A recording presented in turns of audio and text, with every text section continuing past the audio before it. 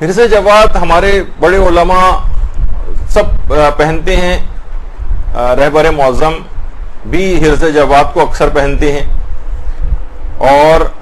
اس سے پہلے البتہ یہ جو لفظ اس کے اندر آئے حرز، دیکھیے ایک چیز ہوتی ہے حرز اور ایک ہوتا ہے ورد.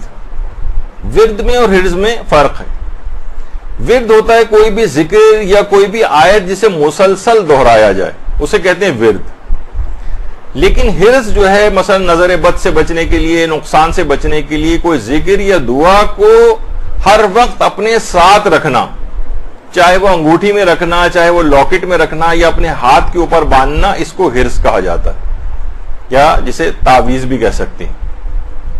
اچھا اتنا ایک بیچ میں ایک بات اور بتا دی جائے، پچھلی دفعہ بھی سوال کیا تھا کسی نے، تو وہ میں اس کا بتا دوں کہ انگوٹھی کا جو نگینہ ہے اس کا اسکن سے ٹچ ہونا لازم نہیں.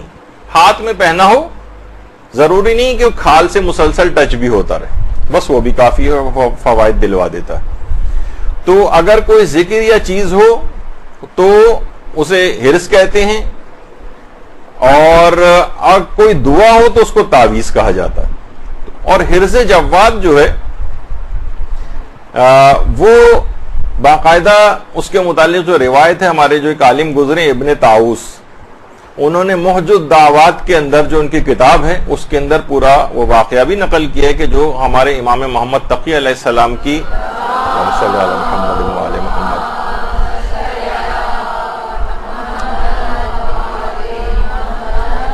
ان کی زوجہ جو کہ مامون کی بیٹی تھی اور امام کی دشمنی پر کمر بستہ تھی، اس نے مامون کے کان بھرے امام کے خلاف جا کر، اور مامون شراب کے نشے میں اس وقت مدہوش تھا، اس نے تلوار نکالی، امام کے کمرے میں آیا اور امام کے اوپر کئی وار کیے اور اپنے تئیں امام کو شہید کر دیا. اچھا بہرحال پھر وہ اپنے کمرے میں واپس آ گیا. تھوڑی دیر بعد کہ جب نشہ اترا اس کا تو تھوڑا سا پریشان ہوا اور اپنے غلام یاسر کو امام کے پاس بھیجا کہ جاؤ دیکھ کے آؤ ذرا ان کے گھر میں کیا صورتحال ہے. وہ گیا تو دیکھا کہ امام ماشاءاللہ صحیح و سالم. یاسر نے اللہم صلی علی محمد و علی محمد،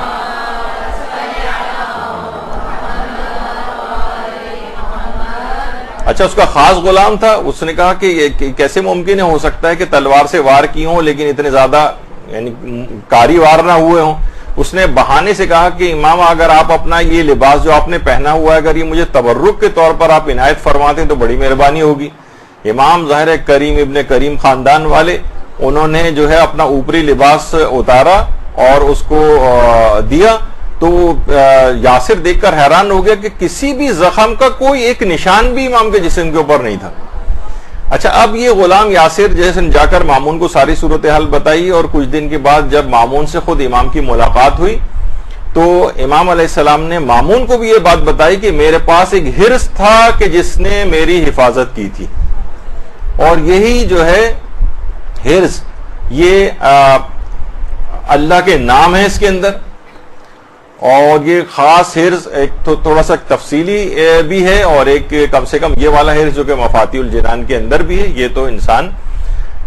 اس کو اپنے پاس رکھے، ابھی اس کی بھی تفصیل آتی ہے. اور اس کو لکھنے کے بھی اس کے کچھ خاص آداب ہیں. حرز جواد کو لکھنے کی کچھ خاص آداب بھی. سب سے پہلی بات تو علماء یہ فرماتے ہیں کہ بال پوائنٹ یا فاؤنٹین پین وغیرہ کی انک سے اس کو نہ لکھیں، اس سے اس کی اثر پذیری نہیں ہوتی. یا تو لکڑی کا قلم استعمال کریں یا کوئی ایسی پینسل کہ جسے کسی مسلمان نے بنایا ہو. تو عام طور پر کیونکہ اب یہ پتہ نہیں ہوتا کہ کیونکہ فرماتے ہیں اگر کوئی کافر کے قلم سے یا کافر کی بنائی ہوئی کسی چیز سے اگر اس کو لکھا جائے تو پھر حرز جواد کا فائدہ نہیں ہوتا. اور جس وقت حرز جواد لکھا جاتا ہے، یہ والی جو دعا ہے جو ابھی آپ کے سامنے تھی، یہ باوضو ہو کر لکھی جائے اور رو بقبلہ ہو کر لکھی جائے. اور اسے انگوٹھی کے اندر بھی حرز جواد کو رکھ سکتے ہیں. اس کو مثلاً آپ کسی کاغذ کے اوپر بھی لکھ سکتے ہیں، یا مثلاً کسی کپڑے پر لکھ کر بھی گھر میں رکھ سکتے ہیں، یا اپنے ہاتھ کی انگلی سے بچوں کی پیشانی کے اوپر بھی لکھ سکتے ہیں ان کی حفاظت کے غرض سے. تو آپ حیران ہوں گی کہ جو وہابی حضرات ہیں اگرچہ وہ تعویذ وغیرہ کو شرک سمجھتے ہیں اور باقاعدہ اپنی کتابوں کے اندر انہوں نے اس کو لکھا ہے کہ جو مختلف قسم کے تعویذوں سے جو ہے مدد حاصل کرنا اور یہ سب کچھ شرک ہے، لیکن حرز امام جواد کو اور حرز امام علی ابن ابی طالب علیہ السلام کو وہابی حضرات بھی شرک نہیں سمجھتے، کہتے ہیں یہ شرک نہیں۔ تو بہرحال اور آقا خوئی نے باقاعدہ منہاج الصالحین میں لکھا ہے کہ حرز جواد کو سونے یا چاندی کے اوپر کندھا کروا کر یا اس کا ایک کیس بنوا کر اس کے اندر کسی کاغذ پر لکھ کر بھی گھر میں بھی رکھ سکتے ہیں اور اپنے جسم کے ساتھ بھی رکھ سکتے ہیں، بس البتہ وہ ضرور ہے کہ مرد اگر سونے کی انگوٹھی وغیرہ کے اندر اس کو ظاہر نہیں پہن سکتے تو مرد یہ والی احتیاط کریں، لیکن بہرحال کسی بھی سونے اور چاندی میں کندھا کروا کے کسی جگہ گھر میں رکھنا ہے اگر حرز جواد کو تو اس کے اندر رکھا جا سکتا ہے۔ اور آیت اللہ بہجت ظاہر لوگوں کو مختلف عملیات بتاتے تھے، تو ایک دفعہ خاتون نے آیت اللہ بہجت سے جو ہے یہ سوال دریافت کیا تھا کہ وہ سوتے سوتے ڈر جاتی۔ اچھا دیکھیے، ایک چیز ہوتی ہے عام طور پہ بچوں میں جسے نائٹ ٹیررز کہتے ہیں، بچے ایک دم سے سوتے سوتے جو ڈر جاتے ہیں، کوئی آبویس وجہ بھی نہیں ہوتی، آپ اکثر انہیں جھنجھوڑتے ہیں لیکن وہ بیدار بھی نہیں ہوتے، بس روئے چلے جا رہے ہیں، نائٹ ٹیررز کہلاتے ہیں۔ شروع میں تو ذرا ہوتا ہے، جیسے جیسے بچے کی عمر بڑھتی جاتی ہے ویسے وہ خود بخود ٹھیک ہوتا جاتا ہے، لیکن وہ بعض اوقات بڑی پریشان کن صورتحال ہو جاتی ہے گھر والوں کے لیے۔ تو آیت اللہ بہجت نے اس عورت کو بتایا جو خواب میں اس طرح سے ڈر جاتی تھی، کہا کہ تم چاروں قل پابندی کے ساتھ تلاوت کیا کرو، خاص طور پر معوذتین سورہ فلق اور سورہ ناس کی جو تلاوت خاص طور پہ کرو، اور پھر بھی اگر یہ تمہاری تکلیف رفع نہ ہو، یہ خواب میں ڈر جانے والی، تو پھر تم حرز جواد کو اپنے ہاتھ پر باندھو۔ یہ باقاعدہ آیت اللہ بہجت نے جو ہے یہ خاص طور پر اس چیز کے لیے بھی حرز جواد کو تاکید کیا۔ اور اسی طریقے سے حجت الاسلام فریضات جو ایک مشہور عالم دین ہے ایران میں، وہ آیت اللہ بہاؤالدینی کے متعلق یہ بات بتاتے ہیں جو بہت ہی عارف گزرے۔ وہ کہتے ہیں، خود آیت اللہ بہاؤالدینی فرماتے تھے کہ ایک شخص کے سر پر ایک بہت بڑا پتھر اس کے سر پر آ گرا، لیکن اس کو کوئی بھی نقصان نہیں ہوا۔ سب لوگ حیران رہ گئے، اتنا بڑا پتھر ایک بلندی سے کسی شخص کے سر پر آ کر گرے اور اسے خراش تک نہ آئے۔ معلوم چلا، تحقیق کی گئی تو حرز جواد اس شخص کے پاس نکلا۔ تو یہ اس طرح کی بہت ساری چیزوں سے بچانے والا بہت مجرب ہے۔ آیت اللہ بہاؤالدینی بھی بات بیان فرماتے تھے، اور آج بھی لوگ جو ہیں حرز جواد کو اس کو کر کے اپنی انگوٹھی کے اندر جو ہے وہ رکھواتے ہیں، باقاعدہ ایران سے یہ سب ملتی ہیں، اور علماء حضرات بھی اس کو جو ہے وہ پہنتے ہیں۔ ایران وغیرہ کے اندر تو یہ بہت کامن ہے، یہاں تو اتنا نہیں ملتی، لیکن اس کے اندر یہی ہوتا ہے کہ بعض اوقات حرز جواد لکھ کے سو فولڈ کر کے کسی بھی اس کیس وغیرہ کے اندر کر کے اپنے گلے میں بھی لٹکا سکتے ہیں اور گھر میں بھی کسی جگہ پر رکھ سکتے ہیں۔ تو اس کے اندر یہ سب چیزیں ہوتی ہیں۔ بعض اوقات انگوٹھی کے جو نگینہ ہے اس کے اندر بھی اس طرح کی چیزیں اور دعائیں وغیرہ عام طور پر رکھی جاتی ہیں۔ تو بہرحال آپ نے دیکھا کہ یہ رہبر معظم بھی اس کو جو ہے وہ پہنتے ہیں کیونکہ ان سب چیزوں کی بڑی تاکید ہے۔ اچھا، ایک بات اس میں اور بیان کر دی جائے، ہمارے یہاں عام طور پہ ہوتا ہے کوئی شخص بیمار وغیرہ ہوتا ہے تو اس کے ہاتھ سے یہ سب چیزیں ہسپتال والے بھی اتروا لیتے ہیں، اور گھر میں بھی کوئی ہوتا ہے اس کو اتروا لی جاتی ہیں، لیکن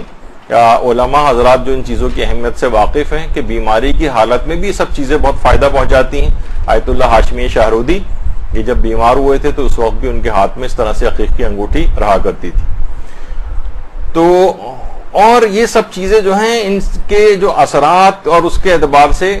رہبر معظم بھی مختلف قسم کی اہم ترین جو میٹنگز ہوتی ہیں اس کے اعتبار سے بھی نگینوں کا کچھ انتخاب کرتے ہیں، جو کچھ وہاں کے افراد ہیں ان کے وہ بتاتے ہیں۔ تو بہرحال دیکھیے یہ سب چیزیں ایسی ہیں کہ جو کہ انسان کو چاہیے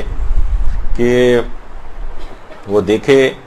علماء کی سیرت کا۔ میں اس وجہ سے ان کے اندر اتنی تفصیل کے اندر بھی گیا کہ ہمارے ہاں آج کل ان چیزوں کا مذاق اڑائے جانے لگا ہے، ان کو کفر اور شرک سے تعبیر کیا جانے لگا ہے، کہا جاتا ہے کوئی خاص ان کی اہمیت نہیں ہے، بس ایک پہننا مستحب ہے، جیسے وہی خلیفہ ثانی والا جو جملہ تھا کہ پتھر تو کوئی فائدہ اور نقصان پہنچانے والا نہیں ہے، بس رسول اللہ نے کیونکہ بوسہ دیا تھا اس وجہ سے میں تجھے بوسہ دے رہا ہوں۔ تو کہتے ہیں کہ جسٹ ایک سمپل مستحب ہے، باقی کوئی اس کے اثرات وغیرہ نہیں۔ تو اچھا اب دیکھیے، جیسے کہ میں نے پہلے بتایا تھا کہ رہبر خود ان مختلف قسم کے نگینوں کو پہنتے ہیں، اور پچھلی دفعہ بھی یہ بات آئی تھی کہ وہ کوئی معاذ اللہ ایک سادہ طبیعت کے شخص ہے، اور یہ نہیں کہ وہ معاذ اللہ کوئی شو بازی وغیرہ کے اندر جس طریقے سے عام طور پر خواتین کو مختلف انگوٹھیاں جمع کرنے کا شوق ہوتا ہے اس طرح سے کوئی کریں گے، بعید ہیں ان کی شخصیت سے. تو یہ تمام چیزیں کیا ہیں، سب کے فوائد ہیں، ان سب کے لیے روایات آئی ہیں، اور علماء کی ایک سیرت اور بھی ہوتی ہے جو کہ ہم، وہ ظاہر ہے کہ وہ تو اپنے آپ کو اس کو ظاہر نہیں کرتے، کہ جو بھی احادیث ہیں یعنی جس کے اندر کوئی بھی فائدہ بتایا گیا ہے، ثواب بتایا گیا ہے، کوئی بھی نیک کام بتایا گیا ہے، تو اس حوالے سے ایک ایک دفعہ ہی کیوں نہ صحیح، کم سے کم اس کے اوپر ایک ایک دفعہ زندگی میں عمل کر لیا جائے، تاکہ روحانیت کے وہ تمام پہلو ہر لحاظ سے مکمل ہو جائیں. کہ جو مثلا ہو سکتا ہے کہ بہت سی چیزیں جو بتائی گئی اگر ہم نے مثلا نہیں پہنی تو وہ آثار، برکات اور فوائد اس سے بھی گویا محروم ہو گئے، اور حدیث کے اس حکم پر بھی عمل نہیں ہوا جو کہ اس میں بیان کی گئی تھی بات. تو اسی طریقے سے ظاہر ہے وہ عقیق قرمز بھی پہنتے ہیں، عقیق زرد بھی پہنتے ہیں، اور یہ جو در نجف پہنتے ہیں، حدید سینی پہنتے ہیں، فیروزہ پہنتے ہیں، یاقوت پہنتے ہیں. اس کے علاوہ ایک اور عقیق بھی ہے جسے عقیق شرف الشمس کہا جاتا ہے.